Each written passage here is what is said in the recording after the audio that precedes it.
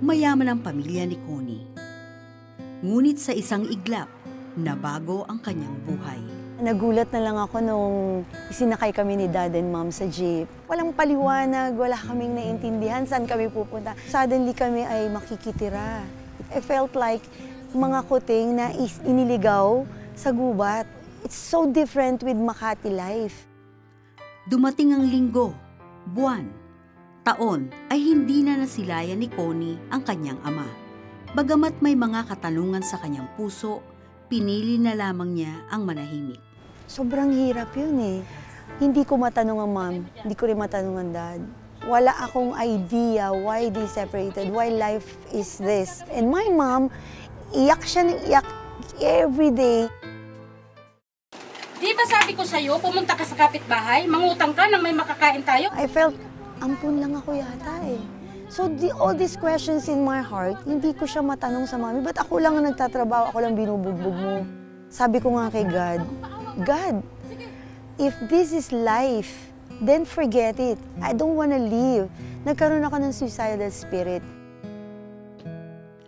Ang dating marangyang pamumuhay ni Connie ay napalitan ng hikahos at alipusta ng kanyang kapwa.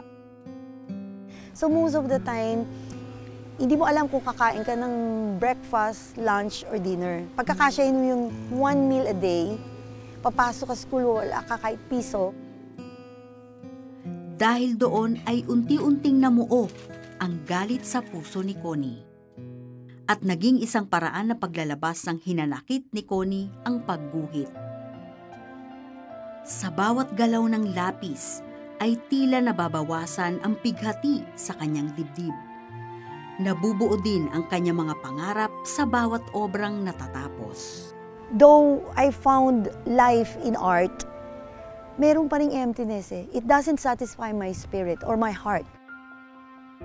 Naging daan ang hilig sa pagguhit ni Connie upang maipagpatuloy niya ang kanyang pag-aaral. Subalit dahil sa gastusin sa eskwela, nahinto rin siya sa pag-aaral at nag-asawa na.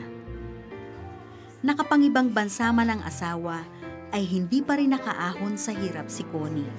Bukod dito ay may bisyo rin ang asawa tulad ng pag-iinom at paninigarilyo. Ngunit, nang minsang umuwi ang asawa, ay kakaiba ang napansin ni Connie. Kita ko siya, sabi ko, ba't ganito suddenly parang ibang-iba na yung ugali niya? Bakit wala na siyang mga bisyo? Hindi na siya nagbabarkada, nagiinom, sigarilyo.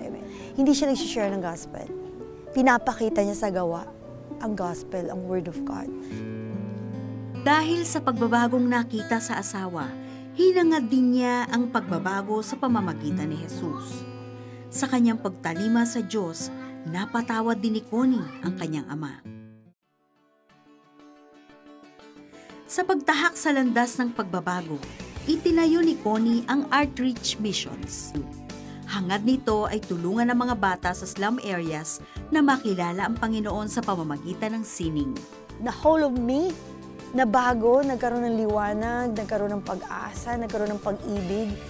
Kala ko kasi walang nagmamahal sa akin eh. Noong ko suddenly nalaman, naintindihan that the love of God can fill my heart completely and can change me.